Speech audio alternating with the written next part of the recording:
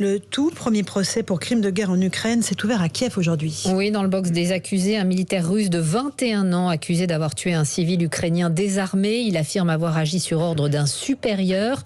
Vous nous racontez l'audience, Thibaut. Oui, ça se passe dans une salle étroite. L'accusé, enfermé dans un box vitré, crâne rasé et vêtu d'un sweatshirt kaki et bleu à capuche, entouré de 2 policiers armés. Il répond aux questions du juge assis en face de lui.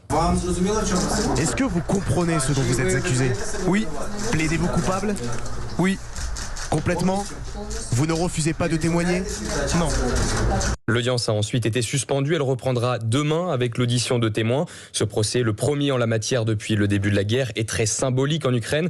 Vadim Chichimarin risque donc la prison à vie s'il est condamné pour crime de guerre et meurtre avec préméditation. Des termes qu'a contesté son avocat Viktor Ovzniakov. Sa reconnaissance ne témoigne que de son sentiment intérieur. Il ne nie pas les faits, il ne nie pas le meurtre, mais j'ai certains doutes concernant la qualification de ces crimes. L'accusé ne connaissait pas tous les détails du code pénal ukrainien. Et en effet, la notion même de crime de guerre répond à des standards internationaux très précis qui sont examinés, vérifiés de façon indépendante. La Cour pénale internationale a d'ailleurs annoncé dans les prochains jours le déploiement de 42 enquêteurs et experts dans le pays. Thibaut, la Russie qui annonce l'expulsion de dizaines de diplomates français, italiens et espagnols en représailles aux expulsions de diplomates russes. Pour la France, ce sont 34 diplomates qui devront quitter le pays d'ici 2 semaines. Et puis l'Union européenne propose une nouvelle aide à l'Ukraine allant jusqu'à 9 milliards d'euros sous forme de prêts.